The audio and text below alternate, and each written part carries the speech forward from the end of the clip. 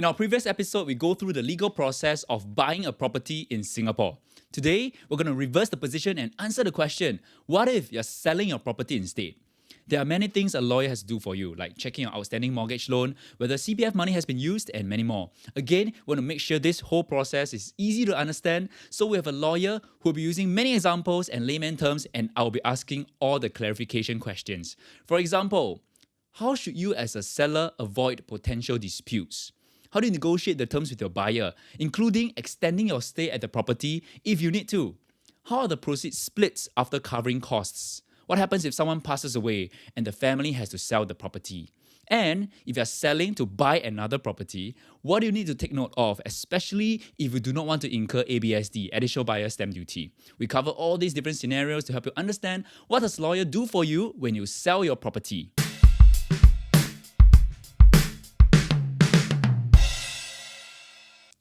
Hello, my name is Andrew and welcome to another Chill with TFC episode. If you got here from Coconut Avenue, I want to say hello to you. Coconut Avenue is our property podcast. You can check out all our different content at thefinancialcoconut.com. Over here at Chill with TFC, we talk to interesting people with relevant experience and insights to help us learn from their perspectives so that we can create the life we love and manage our finances well. Once again, we have Hui Yu, who's a legal associate at Apex Law, who's going to share with us on the legal process of selling a property in Singapore. In the last episode, we talked about the legal process of buying a property. We've got Hui Yu to share with us. So as a buyer, what you take note of, definitely listen to the previous episode of this podcast to find out, everything you need to know about how a lawyer can help you in the process of buying property so that you know what to look out for. But today, we're going to focus on the seller portion. Okay, as a seller, how does a lawyer help in the whole process? Okay, so for seller, what you are focused on is, of course, to get your monies at the end. Get a good deal. Get a good deal and then get back what you should be getting back.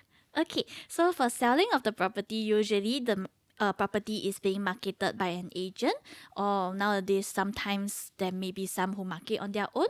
And in selling the property, what you really want to ensure is that all the monies that you want to gather back will be rightfully returned to you. So in selling the property, what the lawyers are helping you to do is to help you to discharge whatever outstanding monies you have. Mainly that will be with the mortgage, so your bank loan or maybe your HDB loan. And then the other one will be for the CPF.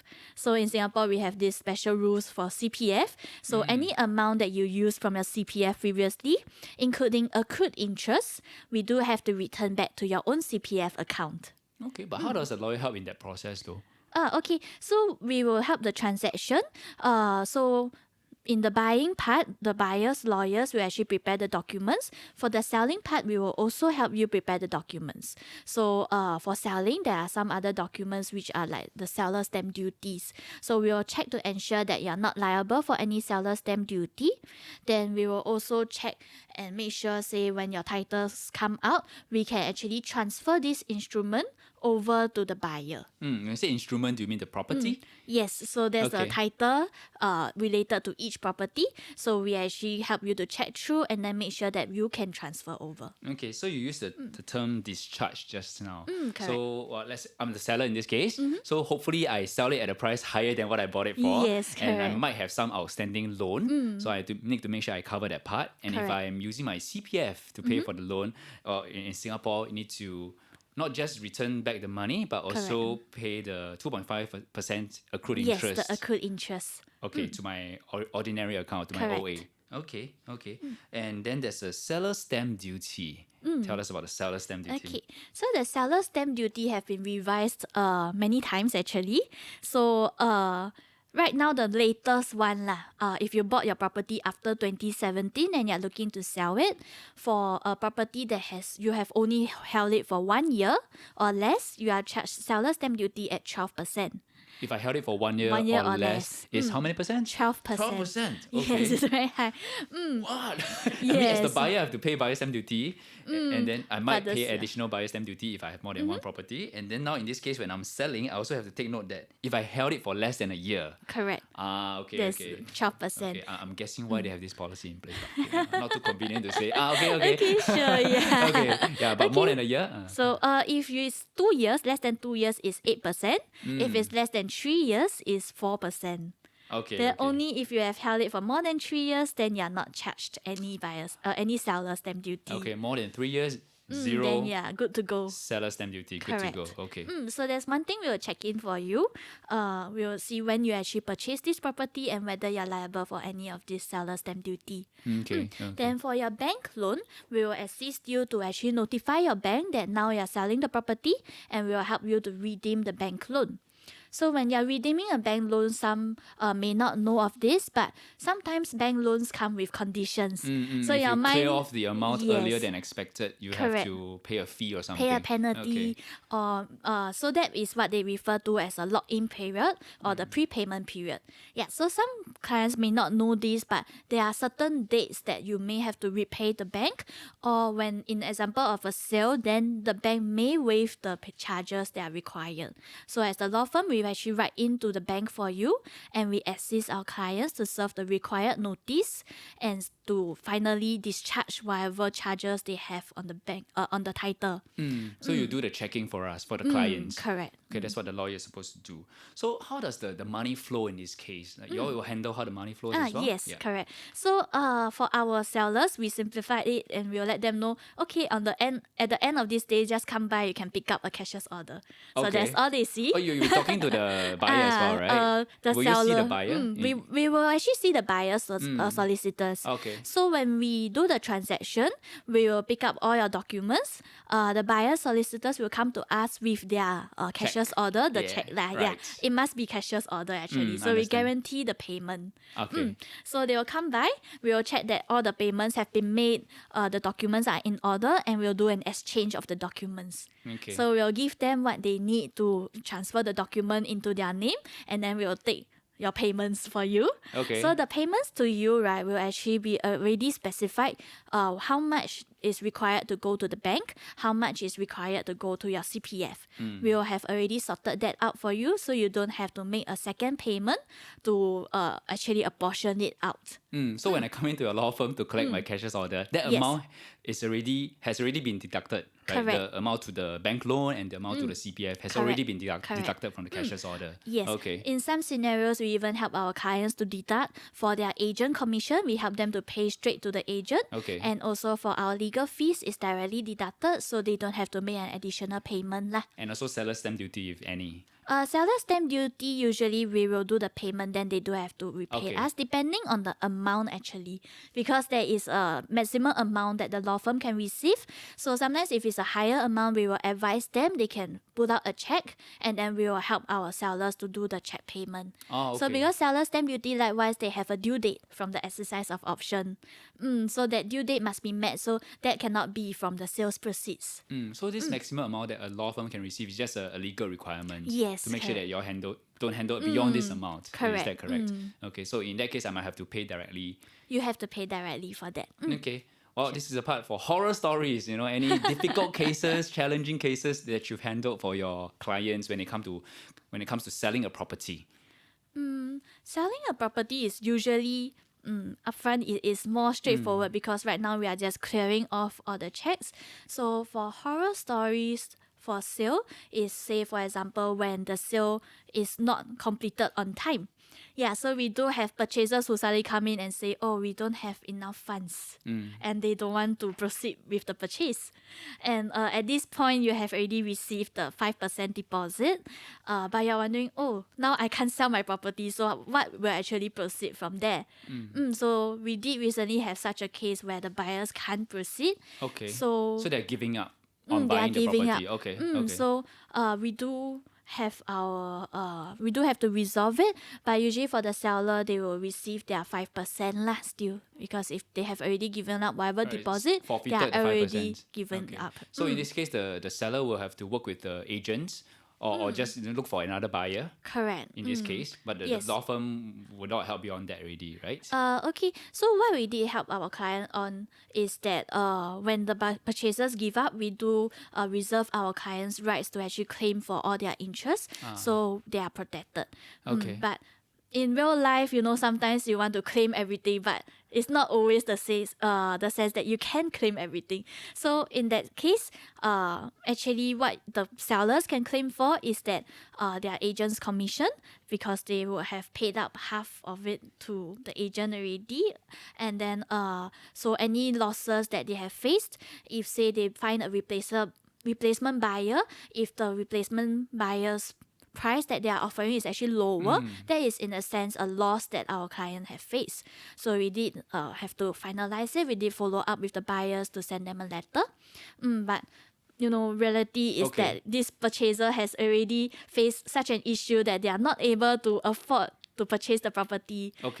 Usually what the seller will get in this particular scenario, is they'll get that 5%. So it is within, let's say I'm the seller, it is within my legal rights to make a claim. So let's say I'm selling at a lower price because you suddenly you tell me you don't want. Yes, correct. Okay, or my agent commissions, correct. and therefore I can attempt to claim it from the previous correct. buyer who gave up on buying the property. But I might or might not get it. It's all legal process anyway. Yes. Okay, how else can I protect myself as a seller? Honestly, this is a bit difficult in this scenario because when you have a contract there, that's really the best you can do. In this case, actually, when you have that 5%, it was actually sufficient to cover all the losses. Okay. Yeah, there's always the 5%. So this 5% is actually quite good in this sense that the seller, their rights are still protected up to that point. Okay. So the 5% still protects you to a certain extent. And then just need to take some time to look for the next buyer in this case. Yes, correct. Okay. So is there a difference in legal process when selling a HDB versus a private property or landed? Okay. So selling in the same sense is that so HDB as usual is also governed by HDB. So when you sell the property, you do have to get HDB's approval. So they do have a resale portal for you to get your application on, and then they will let you know when the completion date is. So selling in the same, I think we discussed this in the previous podcast, is that if you request for an extension of stay, it's only up to 3 months. That's right. So previously, in a previous episode, we talked about the fixture missing, or the seller in this case needs to extend the stay in the apartment, although Correct. he or she has already sold it. So in this case, now we are talking about it in reverse, right? So now I'm the seller, but I might not have found a new place. So you'll help me negotiate with the buyer to extend my stay, for example. Yes. Yeah. So for HDB is 3 up to 3 months. For private is up to your own decision, agreement with the buyer lah. Okay. Any other differences in the selling process between HDB and a private property? Okay, so when you're selling private properties, if you already have a fully paid up property, we do have instances before where the seller was unable to produce the title documents to the property. Okay. So this one point, like sellers do have to take note. When you have important legal documents, these are required for the process. If you are not able to produce such legal documents to actually sell the property, we do have to make in additional applications, so that may delay the completion. Is that the title deed or is it more than that? Title deed. Title deed. Okay, so you must have the hard copy, right, of the title deed. Yes, that is if a property is fully paid up. That means there's no If not, the outstanding title deed loan. is with the bank. Yes, That's correct. right. If you still have a loan, then you don't have to worry because the title deed is being It's with the held. bank, definitely. Yeah, so we can find it. Okay. Yeah. So let's say I lost my title deed. Then the lawyers will have to do their whole magic to find out, to get the title deed from which body? So it will be from Singapore Land Authority. Okay, and That then is there will the be costs and time involved. Yes, correct. But how much is it to get a title deed though from SLA, Singapore Land Authority? So so that actually ranges for the legal fees is around 2,000 as well. Okay. So because in applying for the title, Singapore Land Authority will have to certify that this property title deeds is actually belonging to you. You are not just someone who is coming in and then claim that this property is yours. So there is a legal process. There are some declarations to be signed and lodged with Singapore Land Authority. Then they will be able to process it and produce a fresh title. Okay. Talking about legal fees. So let's say I'm selling a property. I know it ranges. Yes. So roughly how much legal fees should I be paying? For HDB, properties usually start from 1,005 onwards. For private, it will be around 1,008 to 2,000 onwards. Okay. And are there any other complication which could cause a higher legal fee? So for example, like if you're selling the property and you wish to have a letter drafted to say that you are going to stay in the property earlier, or maybe in this case is that the buyer requests that you hand over the keys to them earlier. So this is quite common for sellers as well, to face requests from their buyers say, oh, I can only pay you next month, but can you please give me the keys first because Okay. I want to start my renovations. So the seller agrees. Yes, they can agree. But in this case, we will come in and say, okay, we will want to protect your rights because you are still the legal owner of the property and the buyers are going to start on their renovations. So we want to make sure you know your rights are protected during this period. If anything happens, the buyers do have to bear the liability. If say in between halfway, they renovate halfway and decide, oh, I don't want to buy the property, what okay. will happen in this case? Okay. so What will happen? No, literally. Okay. So yes, our letter that we draft actually is to say that the seller have a choice. They can keep the renovation as it is, or they can ask the buyer to reinstate it to how it was. Okay. So there are ways to protect myself as a Yes, seller in this correct. case. Okay. And of So- course, I need to protect myself, but I shouldn't be taking away the fixture like we mentioned previously, Yes, right? If not, correct. then I'll be in trouble and the buyer will find me for Yes, it. correct. Okay. Yeah. So that will incur additional costs where we draft additional letters lah. Okay, so this is the part where the lawyers can help you, but it incurs additional costs. Correct. Okay, so when it comes to selling my property, previously we talked about ownership, right? So when it comes to splitting the proceeds from selling a property, how does the ownership structure come into play? Okay. So So when we actually split the proceeds, right, we will check with the clients.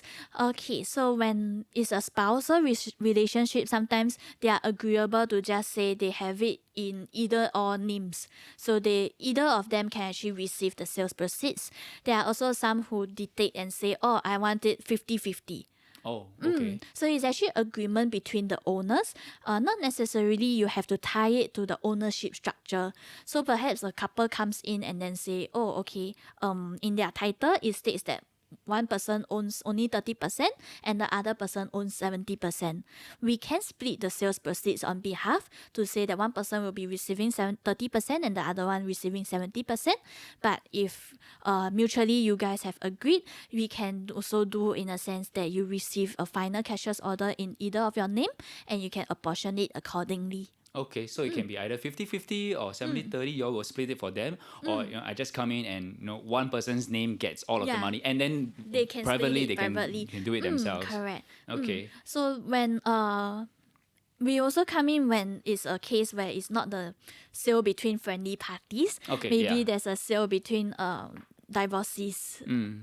Or say there's a dispute over the monies, or maybe it is from the estate of the estate of a deceased and is actually to be paid out to beneficiaries instead.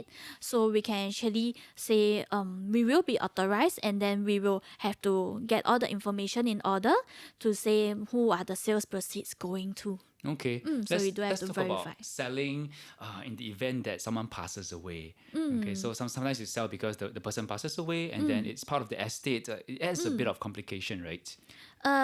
Okay, yes, so the complications come in because in the legal process, it's more complicated in this sense. When someone passes on, you do have someone to step in to say what happens to this property. So if it was in the will, the person have put it in the will to say that this property will actually belong to my beneficiaries, for example, and then there will be an executor. So Okay. this complicates things because there are different parties being involved. So as lawyers, we will actually look at what the will states and then who will be the one who will be in charge of selling the property, whether they have the right to sell the property, and then what will the sales proceeds be going to the estate account, and then after that they can distribute it. After that, they can. After that they can distribute it lah. Yeah. So for that side is when there's a will. Sometimes some may pass away without a will, so it actually has to be distributed in the interstate law. According to interstate law. So where there's no will, they do have to have a family member to apply for a grant of letter of administration. Okay, LOA. letter of Yes. administration. Okay. Yes, correct. So when they apply for this grant, they will have someone who will be able to administer how the estate will be distributed. Okay. So there is a different legal process because you have to get the legal rights to actually sign off as the seller of the property. Okay. And we do have cases that come in and then you will only verify whether there is that legal right at a later stage. Sometimes they do have to do further procedures to get that legal right in place. Okay, so you have to be the administrator of the estate, which in this case includes more than the property itself. But in order to correct. sell the property, you need to have the grants of letter of administration. Well, you're not the owner in this case. Is that correct? Yes, You not the just, owner. you're just managing the estate. Correct. Right, and then let's say the family members come together and they decide to sell, and after it is sold, then you split the proceeds accordingly. Correct. According to the agreement, we previously talked about it, right? It can be 70-30 or 50-50, depending on how many parties there are, Okay, of so course. that's not actually tied to the ownership. So that's more tied to who is the one who should benefit from the will or from the interstate law. Okay, So when the deceased pass on, well, the deceased would probably have owned his share of the property. So that share of the property, whatever he has owned previously, will then be passed on. okay. Let's see if I've been a good student and remember what Hui Yu has taught me, right? Yes. So it also depends on whether it's a tenants in common or joint tenants, right? Correct. Yeah. So Yeah. as a only under tenants in common, then I can will it. Will Correct, yes. my portion of the property Yes, to somebody that I give it to, right? But for a joint tenant, in this case, it just automatically goes to whoever are the remaining. The remaining owners, yes. So Okay. for joint tenants, there's not so much of an issue of selling. If the one of the joint tenant is deceased, then it will be passed on to the remaining owner. And they sell Then and they own it, they sell it. they own it and then they sell Okay, it. Yes, so that's got it. settled. So it's when there's a tenants in common. So maybe the person who deceased is owning only 30%. Then this 30% is passed on to the beneficiaries in the interstate law or in the will. So that comes in and then maybe usually you don't sell just 30% of the property lah. Yeah, you Because- sell 100%. yeah, Usually yeah, nobody buys. Okay. correct. That makes sense. So all parties have to come to an agreement. Yes, so the 70% person will also agree to say whether they want to sell the property to maybe the 100% to someone else. Oh, so or if the 70% is not willing to sell, then there's no deal, right? then the 30% themselves will then they Just have to just live receive with the it lah. decision. Okay. Yes, they have to receive it. Then but most of the cases they will come to an arrangement. Sometimes we even have say like the 70% they just want to buy over the 30%, so they okay. become the full ownership. To make things easier. Yes. Well, I can see how this can get quite complicated. Yes. And that's where you need a lawyer. Because I'm Correct. sure it's very difficult to handle. I mean, we're talking about somebody who's deceased and then he or she might have a few children. And then according to the will, or let's say no will, interstate law. Yes. And then It actually passes on to the children. right, and then the children have children. and therefore, all should have an equal share, right? According to the law in Singapore. Okay, interstate law, if you are a single parent and you only have your children around, it's actually passed to your children. So will not involve the grandchildren lah. Okay. So that's still not too bad. Understand. But sometimes when you have, maybe say you have 30%, you bought this property with someone else, you have 30%, and then say unfortunately lah, the uneventable happens and this 30% is being passed down to your children. As the beneficiaries, sometimes they are not prepared for this. They did not know of this property and they Okay. may not want the property actually. Came out of nowhere. Yes. Maybe there's still a loan. right? The loan, yes, sometimes there's still a loan. They will have to actually see whether the estate can clear off the loan, Yeah, the outstanding outstanding loan. If not, the beneficiaries do have to take up this responsibility as well. Okay, I understand. Okay, so when we talk about selling, we'll come back to the living. So usually when we talk about selling, well, sometimes it is a case of I want to buy a new property, and so yes. therefore I have to sell my existing property. So it's two processes at the same time, right? Correct. Selling and buying. So how does a lawyer help to advise in this case? Yes, so we do have clients who are doing both concurrently. So the dates are very sensitive here. So when you're selling the property and buying a new one, usually you are using your funds from the sale of your property to actually fund the purchase of your next property. So it's not a direct transaction like, okay, today I sell, I can get money, I can pay for my next one the immediately. timing needs to be right. Yes, the timing needs to be right, especially when there's CPF funds involved. So this is a common procedure, which is when you sell your property, your CPF funds, if you want to use it for the purchase of your next property, we recommend that there's a 3 weeks gap between the completion date. Okay, 3 weeks gap between what and what? Okay, so between the completion date of the sale of your property, so you can get in all the monies, get everything back to your ordinary account. Then the completion date for your purchase of the property, where you pay everything, will have to be 3 weeks later. Okay, that's your advice. But sometimes life doesn't work out that way because there's a new Yes, launch. correct. I need to get it. I'm already in the queue number. Yes, and correct. I might or might not be, in the process of selling it. Yeah. Yeah. So okay. So usually that's when you have to look at your other financing options. So one of the other kind of financing options would be to get a bridging loan. So a lawyer will also have to come in and then do there's additional legal works to be done for bridging loans, because the bank is lending you this extra bit of money, and usually is for a short term period of time. So there will be some undertakings that you have to take out, because they are relying on your reliance that you are selling this property, and then the sale proceeds, because you can't get it yet, you are going to use this sale proceeds to pay back this amount. Okay. So that's one of the other ways that we actually can advise our clients. So if they can't get the completion dates to actually match up in their scenario, we can let them know what are your other options. Okay, but I have to go get a bridging loan myself, right? Or other financing means myself. Yes, because for us, we can advise you these are the documents, but you do have to approach the bank and then to get your credit assessed, and then the bank has to let you know that you are able to take this loan. Okay, but the whole idea of 3 weeks is very useful. Or it really is to safeguard yourself, making sure that you have Correct. enough financing to help pay off your new property that you're going Yes, to buy, right? So correct. 3 weeks between the completion of the sale and then the buying of the new property. Correct. Ideally. Okay. Ideally is that range. Then that's why also some clients, that's very frequently where it comes in, where this idea of extension of stay or early possession comes in. Because you are 3 weeks stranded without a home. And usually sometimes you want to do your renovations before you move in to your next property. So and most likely the person you are buying from, the seller, also may be moving to another property. So it's like a domino effect. So somewhere along the line, someone has to give in and say do their own arrangements. So that's where there may be an extension of stay. So for example, you are selling it, but your next property purchase is only in 3 weeks' time. So you need a place to stay. So that's when you can ask your seller, can I get an extension? Maybe I can move out in maybe 2 months' time. Just give me this 2 months' time to finish renovating my new place, then I can move over. Okay. On the opposite spectrum is that the purchaser themselves also want to move in earlier. Yes, So maybe yes. the purchaser will say, oh, I'm selling my property and I have to vacate by this day. Can you give me early possession of the property so that I can renovate first, then I can move in later? So it comes down to the negotiations between Yes, parties. correct. Okay. Also, if you have a 3 weeks break, does it? Let's talk about the ABSD part. Okay, so sometimes my friend tells me that he wants to buy a new property, but how does the ABSD work? Because he knows he yes. wants to sell, but Correct, sometimes you correct. haven't sold, and then now you buy another property. So under your name, technically there are two There are two properties under your properties, name. yes.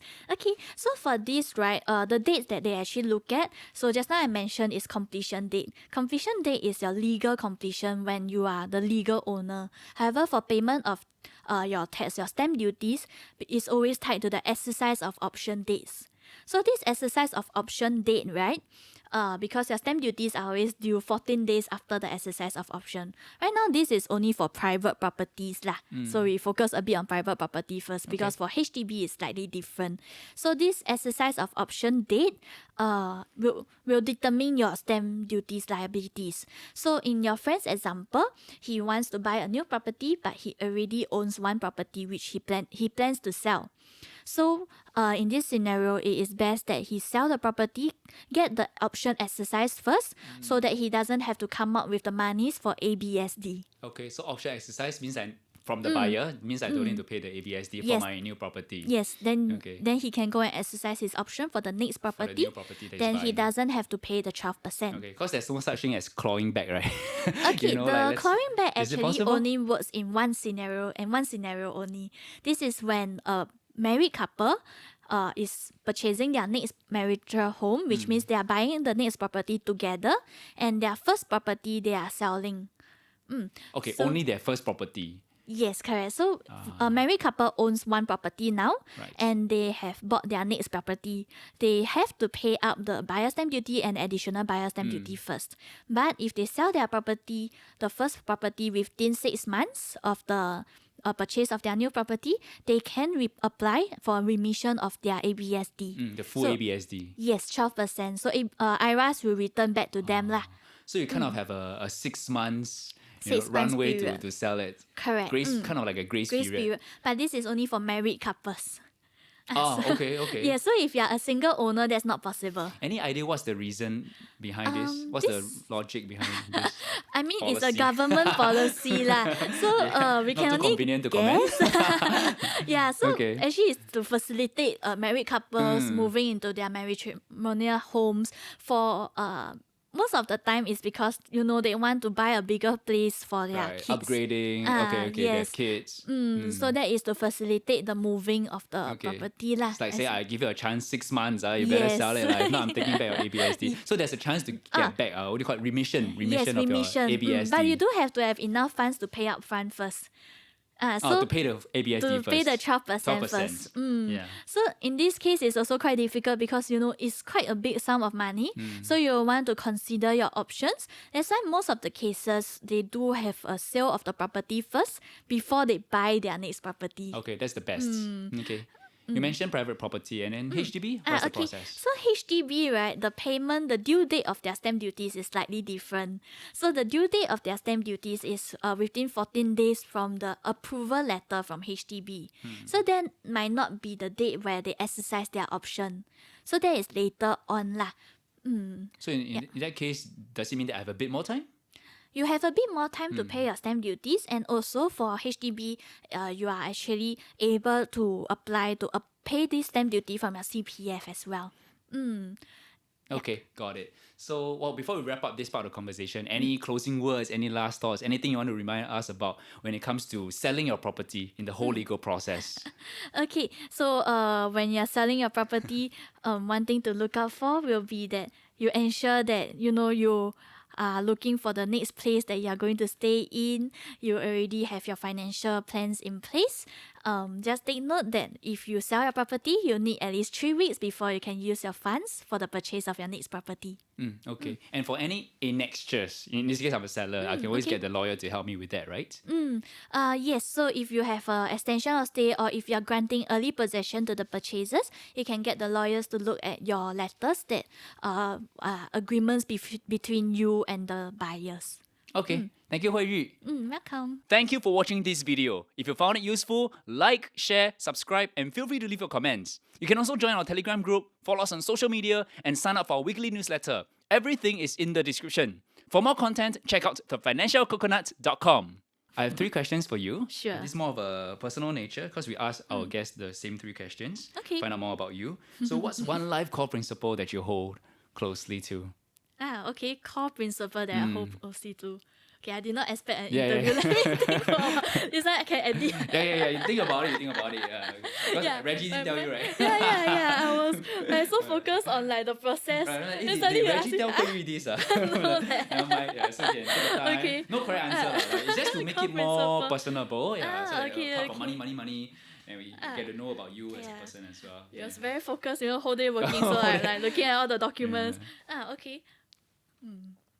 What's one core life principle that you hold closely to? Okay, so personally, I always like to make sure that whatever we do it with the right intention, right mindset. So everything we do, I try my best to provide the best service for our clients as far as possible, but also to ensure that we always provide the best legal advice as well. So not all things in life can go your way. So this is something that I will always believe in and always think that whatever we do, we try our best to be kind to everyone as well. Okay. Well, finance podcast, so we also ask our guests what's one piece of financial advice that you think should be shared more often. But for you, I'll expand it a little bit more. What's one piece of financial or legal advice that you think should be shared more often? Okay. In financial advice, there's so many things to take note of. But well, be prudent in your spendings. Always plan for a rainy day. But I'm sure this is something that has been shared quite often. Yeah, Well, but if everybody practices that, right, then there won't be people forfeiting their deposits for their property. Yeah, so Yes. it is good advice, something to think about, making sure that your cash flow, your financing, Yes, everything it's is all ready in before you buy order. property. Yes, correct. Okay. For legal advice, it will be more of you legal advice for practical grounds like is that you can write everything down on paper, you have your agreements, but in reality there's always the practicality of how you want to carry out the transactions, how you want to negotiate. Okay, my last question for you: What is one area of your life that you are giving additional focus right now? Oh, okay, that would be additional focus. Yeah, in front of my BD head, I want to say my career. Because later he go back. Yeah, He the go business back and development say, head is here with yeah. us in the house. Later he go back and say, Yeah. she not focused. Focus on No career. lah. I mean, in life, I think there's always work-life balance everywhere. So I'm quite fresh, quite young lah. Hopefully you can tell that I'm quite young still. Yeah. So But you know your stuff very well. I mean, from the conversation that I had with you. okay, I Yeah. practice with Apex for quite some time. So, my boss have guided me well. Companies train you well. Yes, we have a lot of transactions also, so we have seen quite a few cases ongoing.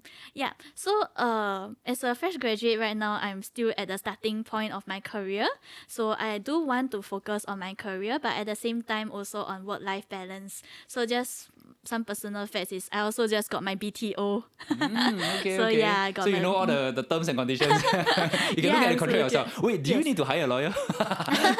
Or do you need to hire someone? Okay. For that, I mean the collection of the key is 5 years later, so maybe at that stage then I'll think about it. Oh, okay. Yeah, Okay. Because it's BTO, right? yes, but the correct. initial process you still need a lawyer, right?